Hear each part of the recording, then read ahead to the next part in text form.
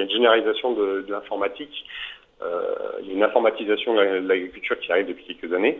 Il y a eu plusieurs révolutions qui sont la révolution mécanique qui a eu dans les années 60, 50-60, une révolution plutôt chimique qui a eu dans les années 70-80. Et aujourd'hui, on connaît plutôt une révolution qui est du domaine de l'informatique où on va apporter différentes choses dans l'agriculture. Et l'IA est un gros outil de création de valeur dans ce domaine-là. Donc l'agriculture en profite évidemment. Ce qui est le plus emblématique, en tout cas le plus démonstratif, c'est probablement les robots agricoles, où on voit des travaux agricoles qui sont entièrement automatisés par des petits engins qui vont dans le champ. C'est très démonstratif et c'est assez emblématique de ce point de vue-là. On a une machine qui prend des décisions, qui va aller éventuellement désherber un champ, désherber une parcelle de maraîchage. Je trouve ça assez démonstratif de ce que pourrait être l'agriculture de demain par l'apport de l'intelligence artificielle. La France, par rapport au domaine international, déjà on a de vraies belles start-up et de vraies belles compétences dans le domaine de l'intelligence artificielle et de l'informatique au sens général, dédiées à l'agriculture de précision tout particulièrement. Et puis on a un environnement en Europe réglementaire et législatif qui est assez contraint. On a en effet plutôt de l'avance, on va dire, par rapport à d'autres pays ou d'autres régions du monde sur la réduction des produits phytosanitaires ou des choses comme ça, qui imposent finalement de trouver des plans B qui permettent d'échapper à des contraintes liées par ça. Quand on n'a plus le droit de mettre un produit chimique dans un champ, ça peut être justifié par différentes choses, mais ça crée un nouveau problème. Et l'apport de l'informatique là-dedans, l'apport de l'intelligence artificielle là-dedans, permet de contourner l'obstacle ou d'améliorer d'ailleurs la situation face à ce manque. Et c'est vrai que côté France et Europe, on va dire, le fait d'être un peu en avance réglementaire sur ces aspects-là, ça force à innover beaucoup plus que dans certains pays comme les États-Unis ou d'autres régions du monde, comme le Brésil par exemple, où finalement le produit phytosanitaire est quand même mieux autorisé encore, et donc finalement les besoins sont déjà couverts par la chimie. Je dirais que l'agriculteur, contrairement à ce qui peut être perçu par le public, disons, il est déjà soumis à des changements réguliers dans son moyen de travail. L'itinéraire technique, comme on dit, pour travailler un champ, il change très régulièrement. Il y a des révolutions tous les 10 ans dans l'agriculture qu'on ne voit pas forcément, parce qu'à la fin, nous, on a notre assiette qui est remplie avec un aliment sans forcément voir ce qui se passe derrière. L'agriculteur est habitué à changer en permanence ses pratiques culturelles dans les champs, y compris dans le côté vétérinaire d'ailleurs. Et ça, on ne le voit pas forcément. Donc les nouvelles technologies, qu'elles soient mécaniques, chimiques ou informatiques, il les vit au quotidien et à chaque nouvelle amélioration, il les adopte parce qu'il y a une valeur ajoutée pour lui. Donc je dirais que l'agriculteur il est prêt à l'adopter à une seule condition, c'est qu'on lui démontre un gain dessus. Il ne va pas s'embêter avec du gadget, si c'est du gadget. Si par contre on augmente le rendement dans son champ, si on va réduire les phytos ou réduire les coûts, il n'y a pas de problème. Si on va réduire son temps de travail également, parce que c'est des gens qui travaillent beaucoup, qui passent beaucoup d'heures pour des revenus qui sont dans certains cas discutables. Donc évidemment, dès qu'on va apporter des éléments concrets d'amélioration sur un de ces aspects-là, évidemment, j'ai aucun doute sur le fait qu'il adoptera ça sans problème.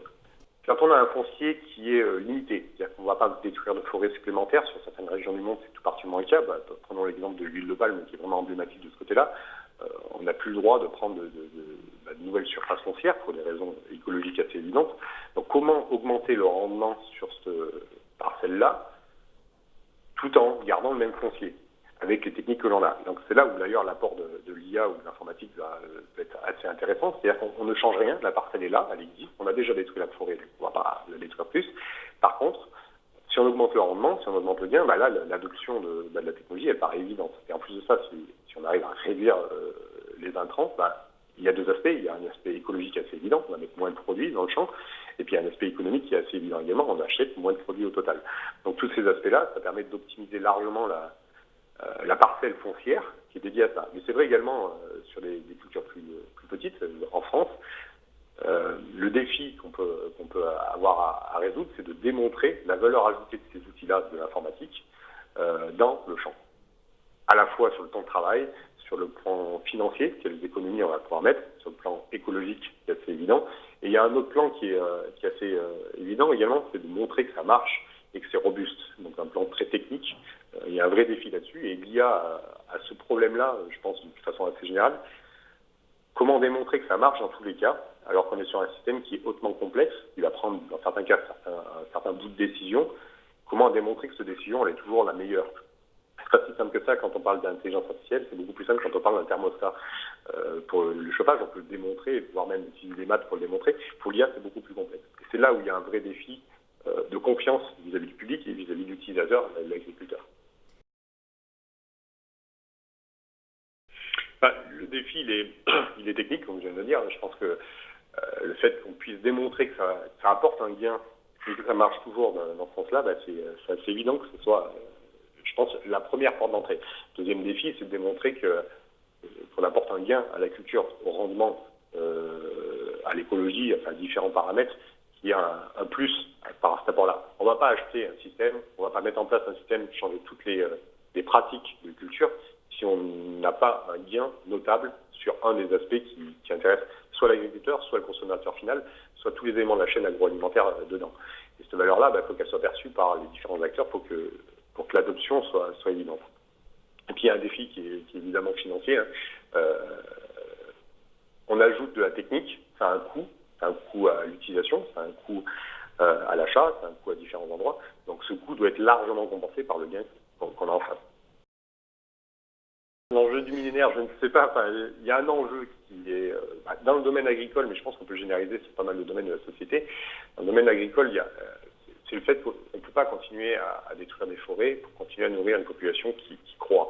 On se retrouve également avec d'autres problématiques. La mondialisation étant passée par là, on se retrouve avec des insectes d'un certain continent qui ont été transportés sur un autre continent, qui vont transporter eux-mêmes des maladies qui viennent d'autres continents. Donc on se retrouve avec une pression sanitaire sur les cultures qui est de plus en plus grande, parce qu'on a brassé un peu tout ce qui peut être nuisible finalement à une culture.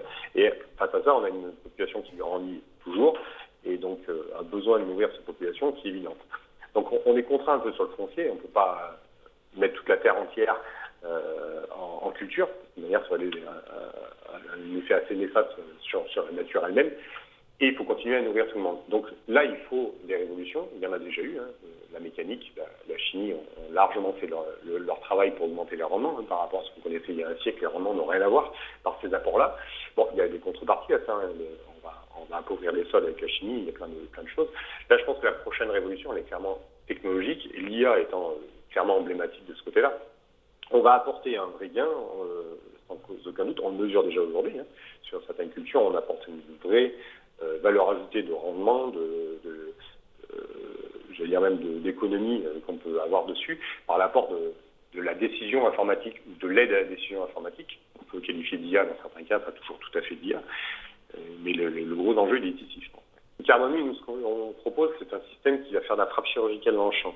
C'est-à-dire que dans certains cas, on ne peut pas se passer des produits phytosanitaires parce qu'on n'a pas de solution alternative simple. Je ne dis pas qu'il n'y en a pas, mais elles ne sont pas toujours simples. Donc mettre que 3 ou 4% du produit que l'on mettait auparavant en faisant de la frappe lourde, ça permet deux choses. Ça permet déjà de réduire ce produit, donc les coûts et l'écologie qui va derrière, c'est évident. Et puis accessoirement, le fait de mettre le produit au bon endroit, quand on met un désherbant sur la mauvaise herbe et qu'on ne met pas sur la culture, ça permet aussi à la culture de mieux se développer. Donc on augmente également le rendement de la culture. Notre solution, nous, pour s'inscrire un peu dans cette amélioration, c'est de mettre ce produit juste au bon endroit et le moins possible. C'est-à-dire la chaîne agroalimentaire avec le consommateur au final et le producteur à l'entrée, elle est en train de beaucoup changer. Le consommateur a attendu. On consomme de plus en plus de bio, ou en tout cas on est conscient de ce qu'on consomme et de l'impact que ça peut avoir éventuellement sur la nature, sur la société ou sur différentes choses. Donc c'est un besoin qui est à un bout de la chaîne qu'on est obligé de prendre en compte, sans parler des aspects écologiques et de continuité, tout simplement de survie de l'espèce humaine sur la Terre, si on veut aller vraiment très très loin. Donc tout ça, on est obligé de prendre en compte dans les choses. Donc ce modèle agricole, il est vraiment en mutation, mais il a toujours été plus ou moins en mutation pour avoir les rendements. Là, le modèle plus intelligent, plus durable, plus raisonné, plus à prendre en compte ces paramètres extérieurs, il est assez évident et on voit un gros mouvement depuis une vingtaine d'années de ce côté-là et on le voit dans les supermarchés. On propose du bio beaucoup plus facilement aujourd'hui que ce que c'était auparavant et c'est vraiment assez emblématique finalement de ce modèle agricole qui prend en compte. Puis nous, on est souvent en contact avec des agriculteurs. Les agriculteurs ont tout à fait conscience de l'impact qu'ils peuvent avoir sur l'environnement et c'est largement pris en compte pour la plupart de ces gens-là, de façon assez intelligente d'ailleurs.